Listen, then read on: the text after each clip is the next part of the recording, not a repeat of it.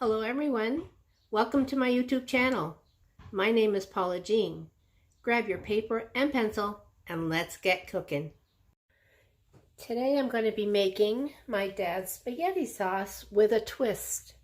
And the reason I say it's a twist is because I have added some things that my dad didn't, and I just combined my stuff differently. So first of all, I want to let you know that this pan is clean. It is just a well-used cast iron coated Dutch oven.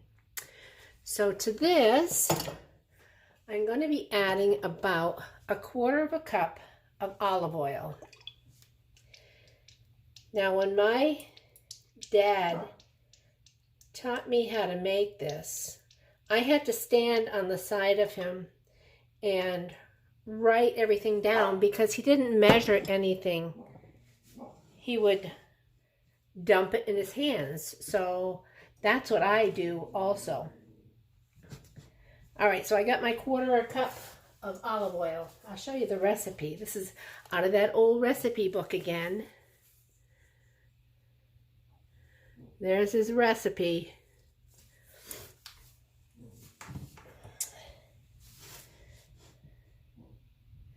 When this gets good and hot, I am going to be adding my ground beef. And I have just a little bit over a pound. You can use a pound, or I wouldn't go too much over 1.5 pounds.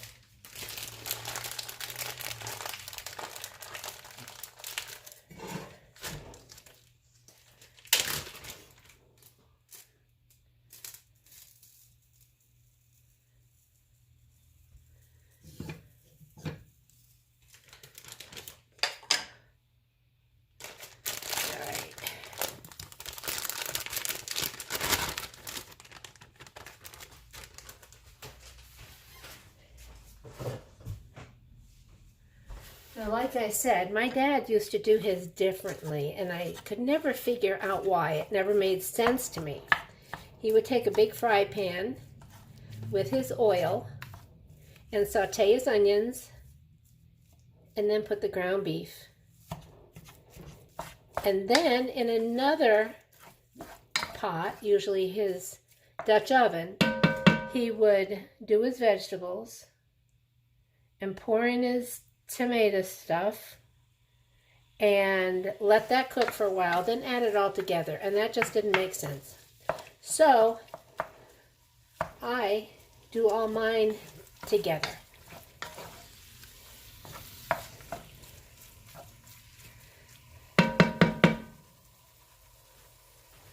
Alright, I am going to cook that, and when that's nice and brown, I'll be back. Okay, that's pretty well browned up.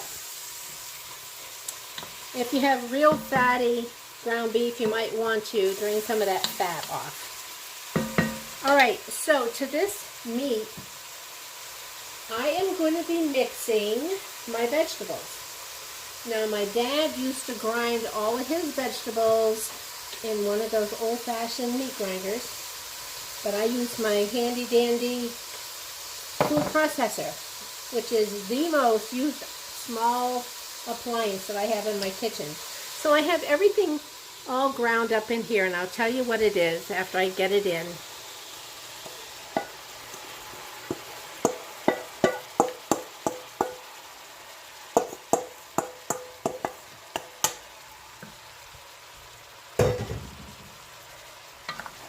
Okay, in this I have 3 onions, I have 2 green bell peppers, and I also have some red bell peppers in here, 2 stalks of celery, and my addition is, to this recipe, is carrots.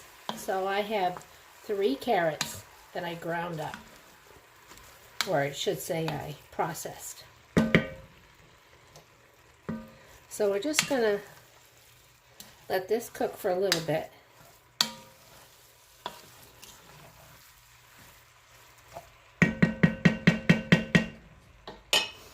we always had meat sauce.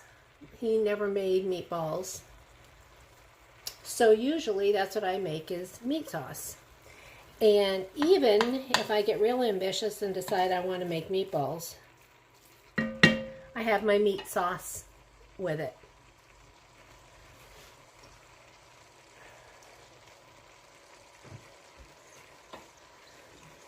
All right.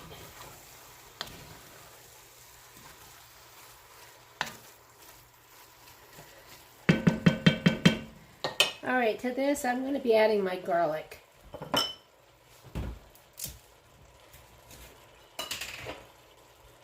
And because I use this pre-minced garlic, I just kind of eyeball it and figure that looks like about 7 cloves of garlic.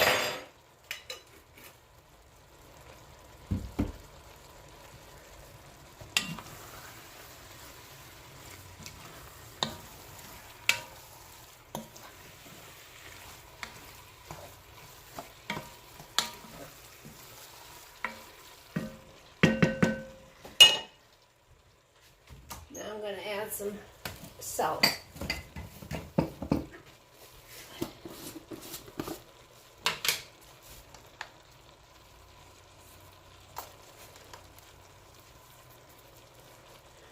And I don't know how much that was. That was 2 big, hefty fingertips full. So maybe 2 teaspoons.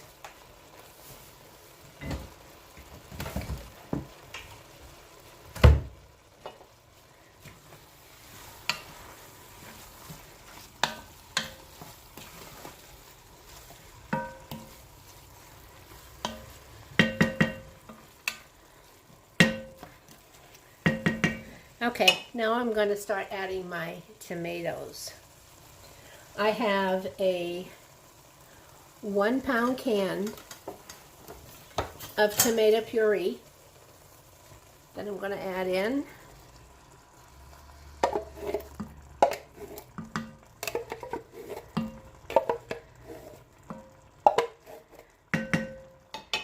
And it is actually 29 ounces. All right, and I have 2 28-ounce cans of crushed tomatoes.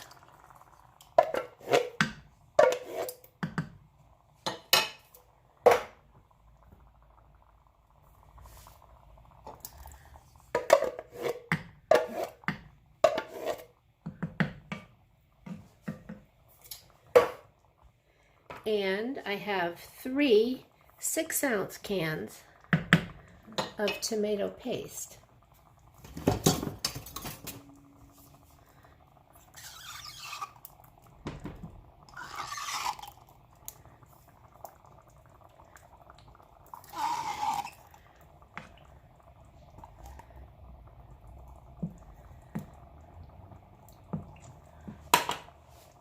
Let me turn my heat down a little bit so I don't get splatters all over the place.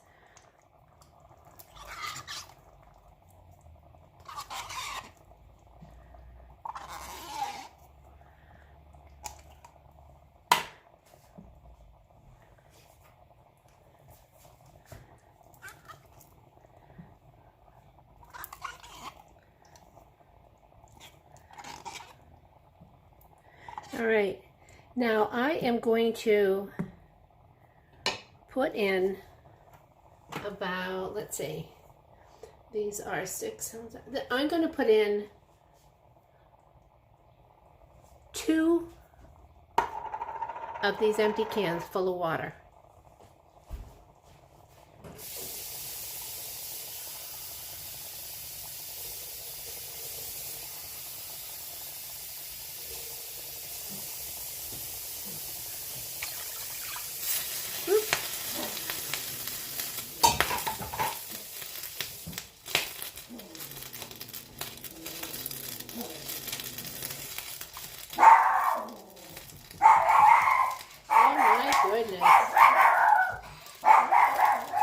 the dog. The mailman's here.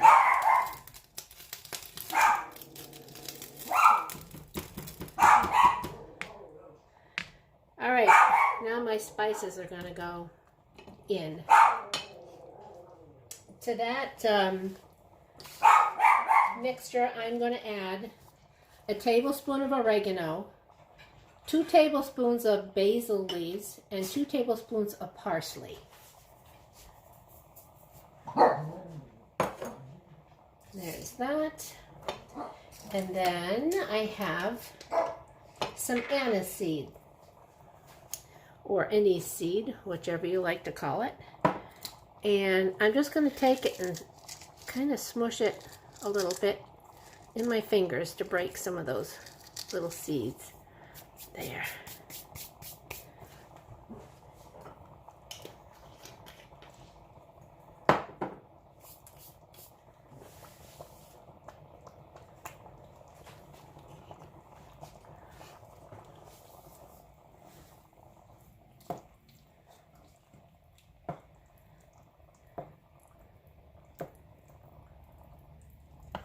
And as soon as this gets a little more hot, I'm going to add in some grated Parmesan cheese.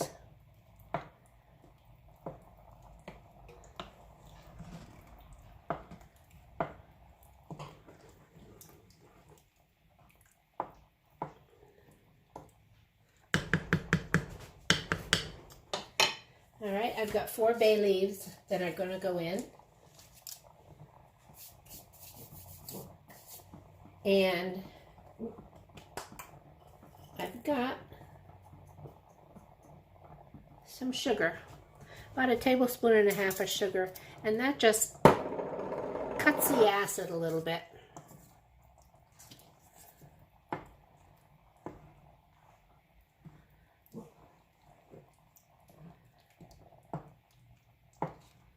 Now this already smells wonderful, and it's tempting to want to eat it right away, but whenever you make sauce like this, it's best to let it simmer for at least 4 to 6 hours to let all those flavors mix together. My dad used to make his at night, and he would put it on this little metal plate on top of the burner and simmer it all night long. And we'd wake up in the morning to this heavenly scent of spaghetti sauce.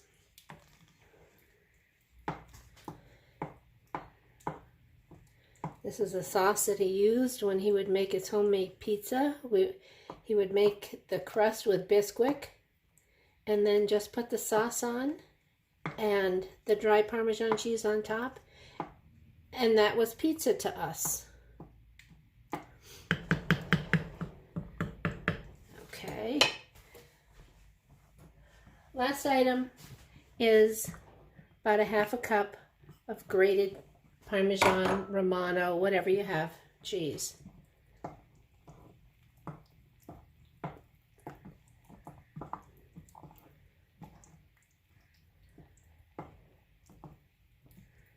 Usually I put the dry Parmesan cheese in, but I only had about 1/4 cup of that, so.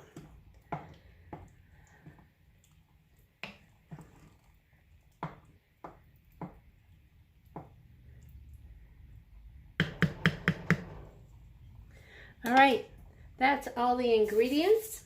And now I'm going to put the lid on a little bit, kind of cock it off to the side, and let that simmer. And by simmering it slow, it helps to get rid of the excess water in there, and it'll get thicker.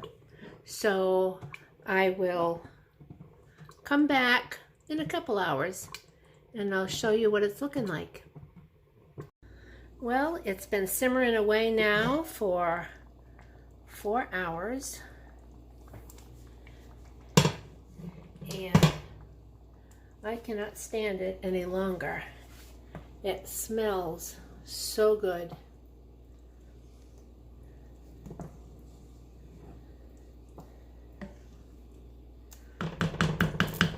So I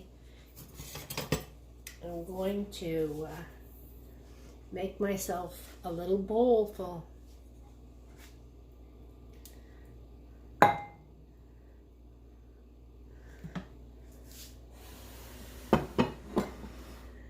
There we go.